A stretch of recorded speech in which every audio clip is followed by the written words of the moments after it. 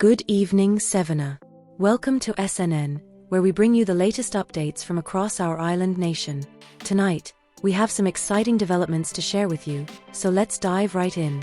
A new, smaller helipad has been constructed in South Severna, making way for more attractions in the leisure area. With this new platform, Severn-Air is retiring the gigantic Mill V12s and replacing them with a fleet of Severna-built Yak 24s. The shift to smaller aircraft and the new location of the helipad mean that arrivals and departures at the heliport will be much quieter, improving the overall experience for visitors.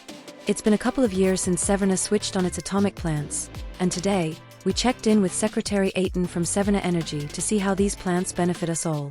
The process has been a learning curve for our engineers and workforce.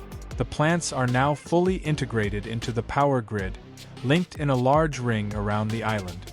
This means you could be using power produced in South Severna to heat your kettle in North Severna. This integration has greatly improved grid stability, and flickering streetlights are now a rare sight. Our goal is to have each plant operating at similar usage level. Based on the data we've received, it seems this isn't quite the case yet? Not just yet. More work is needed to balance the distribution. The areas directly surrounding the plants in southern Severna are more developed, meaning power is drawn directly from the plants through low-voltage networks. While this can't be entirely eliminated, we're working on improving distribution to achieve a better balance. Some Severnans still have concerns about storing spent nuclear fuel on the island. There are suggestions that it could be disposed of under the sea.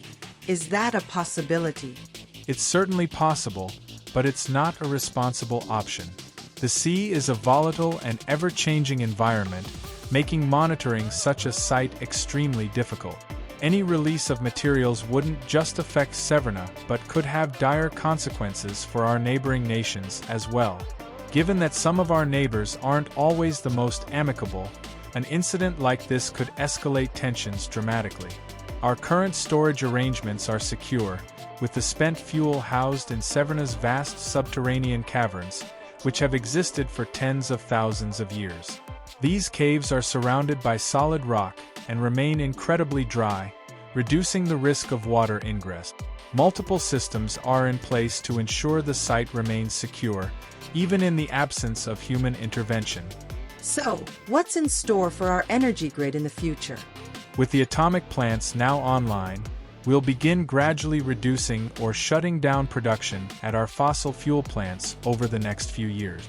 This reduction will also include some of our older windmills, which have aged and are now located on land needed for new developments. However, wind energy won't disappear from Severna entirely. It will be centralized into one large wind farm instead of being spread across the island. That's surprising news. Those windmills are such a common sight across the island, and they've become an unofficial symbol of Severna. I'm sure some citizens will be sad to see them go. Personally, I might not miss them too much. I live near one of those older windmills, and it can be pretty noisy. Maybe I'll be able to start hosting SNN from home. But we'll see.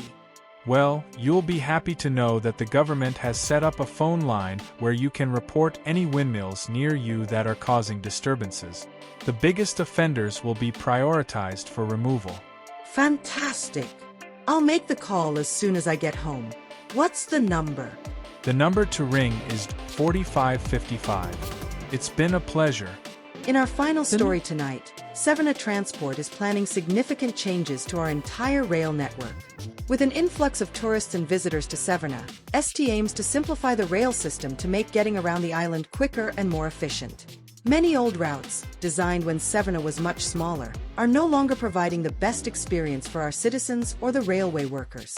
The current mix of different trains and rolling stock makes staff training and deployment challenging, which in turn causes delays for passengers.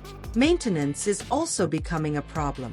ST plans to reduce the passenger train fleet by around 50% while simultaneously increasing capacity by the same amount. This may seem contradictory, but ST assures us that an announcement is coming soon to explain the changes. Those were the current events happening on Severna. And now, for the weather forecast.